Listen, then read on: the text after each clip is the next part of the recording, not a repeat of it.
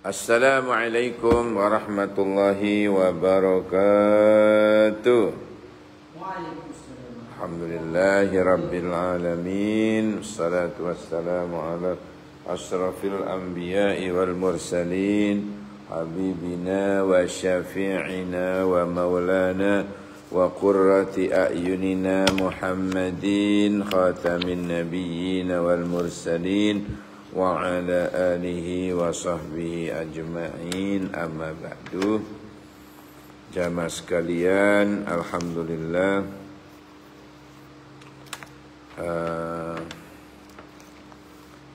nyampe pada hadis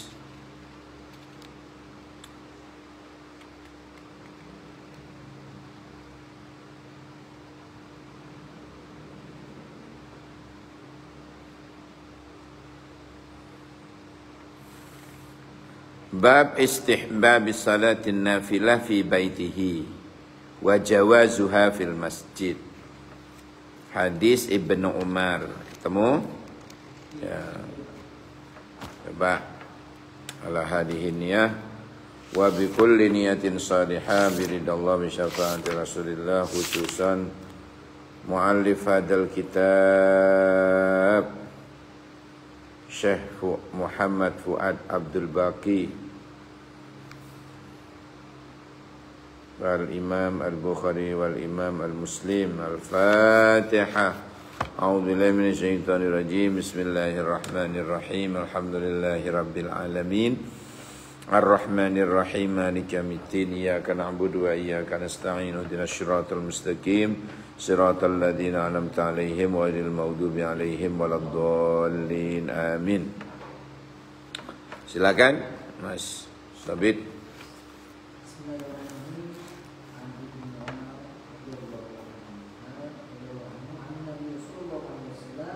Anin Nabi, ya.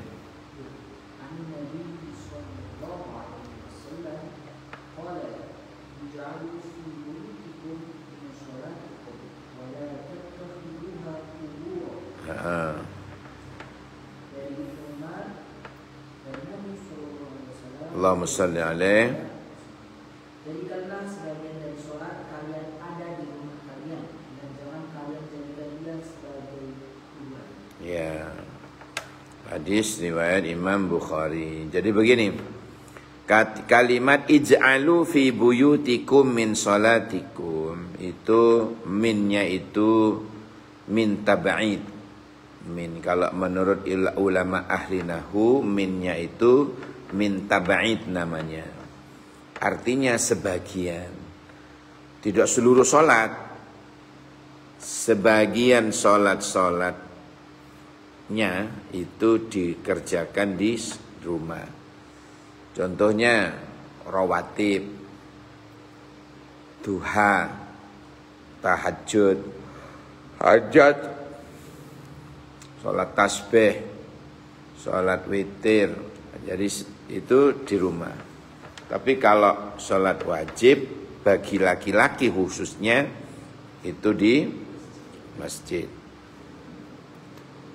Wala tattakhiduha kubura, jangan kau jadikan rumahmu itu seperti kuburan. Maksudnya apa? Jangan hanya dipakai tidur, tetapi pakailah rumahmu itu rukuk dan sujud. Nah, baik. Bawahnya an Abi Musa.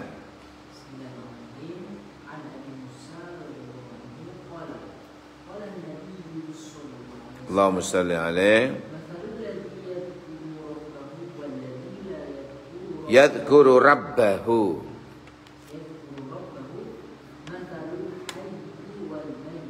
Walladzina la yadhkuru.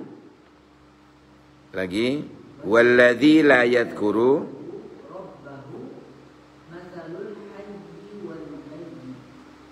Ya. Dari Abu Musa ini berkata, Nabi SAW bersabda, Allahumma salli alaihi. permisalan orang yang mengingat Rabbnya dengan orang yang tidak mengingat Rabbnya seperti orang yang hidup dengan yang mati. Jelas ya. Jadi perumpamaan orang yang menyebut nama Allah. Menyebut nama Allah itu artinya ingat Allah. Itu perumpamannya adalah orang hidup. Wala yadhkuru, kalau yang tidak mau menyebut nama Allah, tidak mau ingat Allah, berarti perumpamaan orang mayyit, orang mati. Apa kira-kira yang dimaksud hidup di sini? Atau mati di sini maksudnya apa? Hidup dan mati maksudnya adalah hatinya. Hatinya. Walaupun orangnya nyetir mobil, orangnya keluyuran, orangnya jalan, orangnya ke matos, orangnya jasadnya ke MOG, tapi kalau hatinya tidak bersama Allah, tidak sama sekali tidak mengingat Allah, sama sekali tidak ada Allah, tidak mengingat Allah, itu hakikatnya orang mati walaupun jasadnya jalan kemana-mana. Itu yang dimaksud dengan al-mayyit di sini. Kenapa kira-kira? Karena wala yadhkur, tidak menyebut, tidak ingat. Nah, jadi kalau ada orang tidak sama sekali tidak ingat Allah, ada orang tidak sama sekali tidak mengingat Allah, tidak pernah rukuk dan sujud kepada Allah, tidak ada di hatinya ada Allah, itu enggak ada. Maka itu dianggap sudah mati. Orang tersebut sudah mati. Nah, lain dengan masalul ladzi yadhkuru rabbahu. Perumpamaan orang-orang yang berzikir, mengingat Allah, selalu ingat Allah, dimanapun dia berada selalu ingat Allah. Di rumah ingat Allah, di pasar ingat Allah, di sawah ingat Allah, di sungai ingat Allah, di mall ingat Allah. Itulah gambaran orang hidup. Hatinya hidup. Hatinya hidup. Masya Allah. Ini perumpamaan. Jangan sampai ada orang, ya, jangan sampai ada orang oleh Allah sudah dianggap mati, padahal dia hidup. Nah, sama halnya dengan yang dulu pernah saya sampaikan ketika Rajab, ya. Masalus salati fid din kama salir ra'si fil jasadi. Masih ingat? Perumpamaan solat, kedudukan solat dalam agama Islam itu sama dengan kedudukan kepala di jasad kita. Jadi kepala itu perumpamaan solat. Kalau kaki perumpamannya apa? Naik haji, umroh, ya kan, silaturahim. Kalau tangan perumpamaan apa? Infak, sedekah, zakat. Kalau ada orang misalnya ini perumpamaan ya.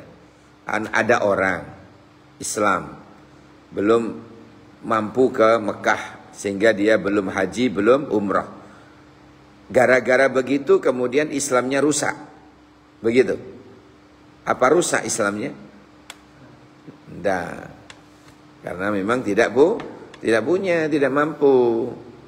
Yang mampu itu kalau manistata'a ilaihi sabila, kalau mampu. Kalau tidak mampu, ngapain rusak?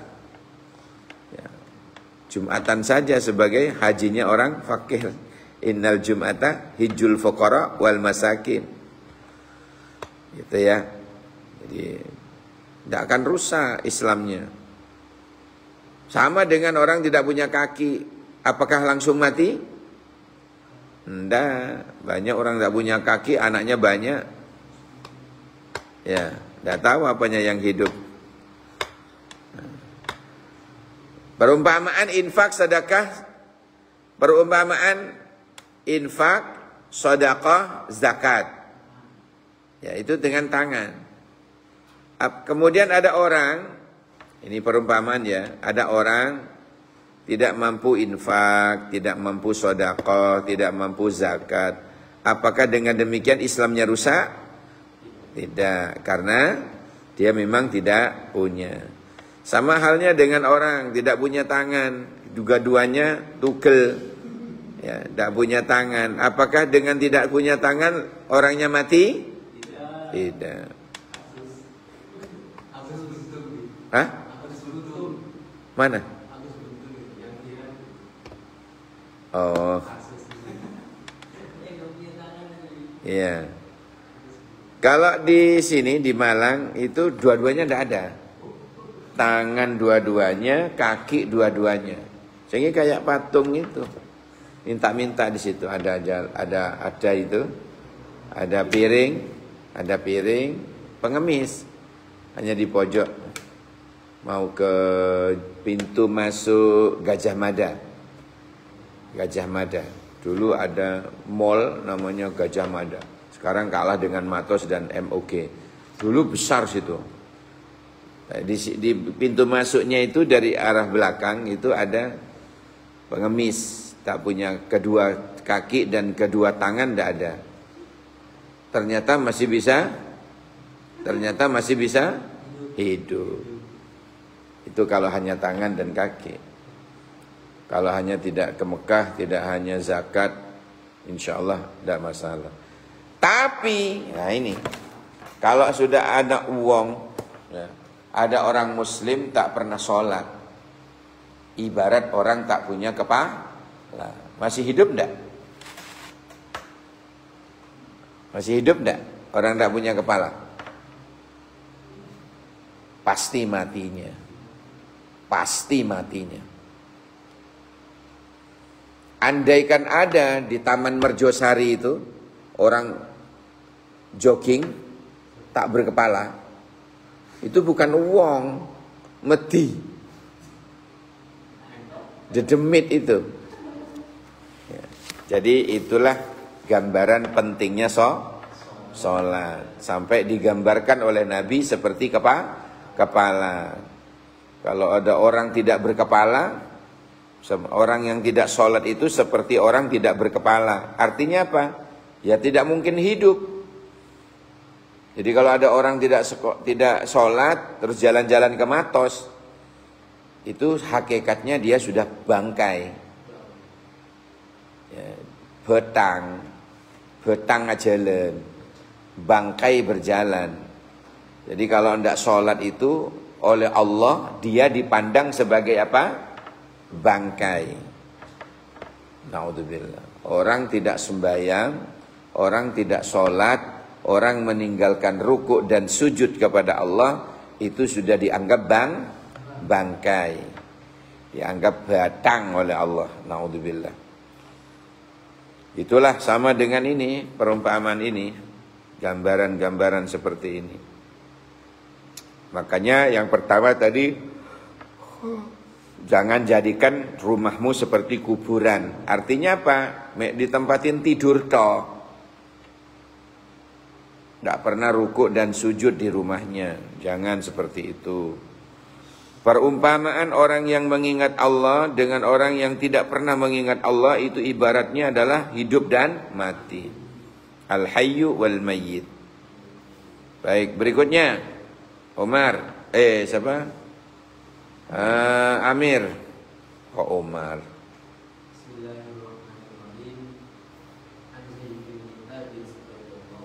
An Zaid bin Sabit.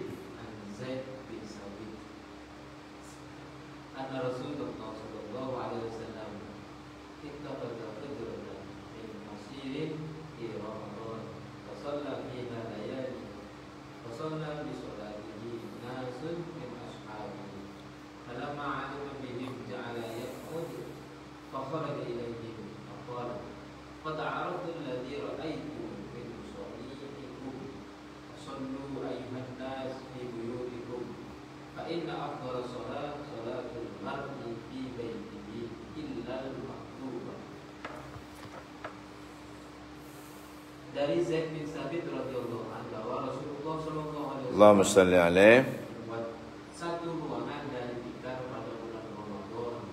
Lalu beliau melaksanakan sholat malam di kamar atau tikar tersebut dalam beberapa malam. Kemudian para sahabat mengikuti sholat beliau. Ketika mengetahui apa yang mereka lakukan, beliau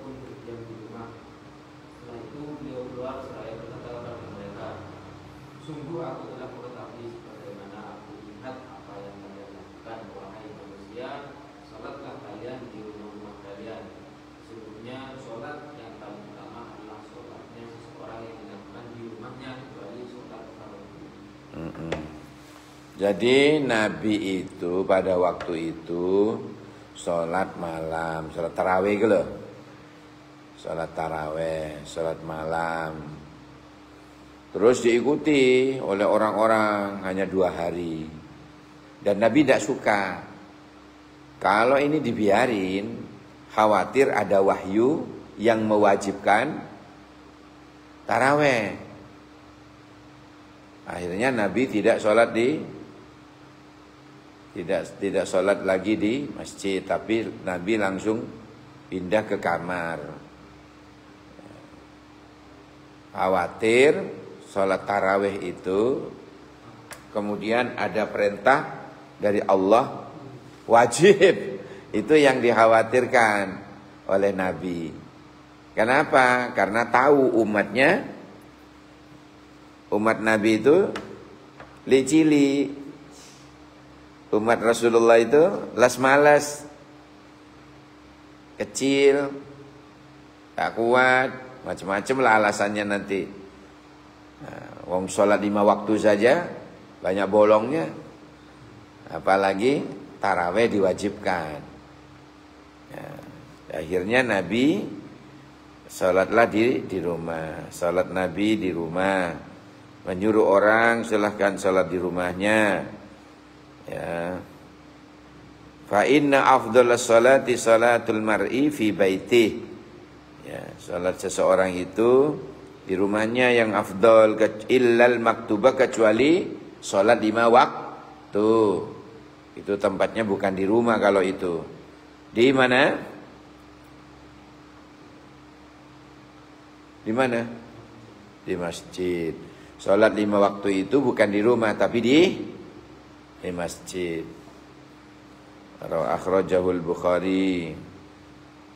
Nah, jadi sekali lagi pelajaran kita kali ini sunnah di masjid, tapi boleh di rumah. Boleh di masjid. Afdol di rumah, tapi boleh di masjid. Misalnya qobliyah, ba'diyah, karena mengikuti yang wajib, tak apa-apa. Pernah dulu saya sampaikan fadilah tentang salat ba'diyatal isya. Pernah, masih ingat? Berapa rakaat? 4 afdolnya. 2 salam. Fadilahnya masih ingat?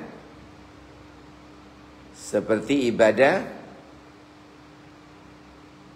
fi lailatul qadri, sama dengan ibadah di malam Lailatul Qadar. Hanya salat ba'diyatal isya, arba'a raka'atin masna. Apa masna?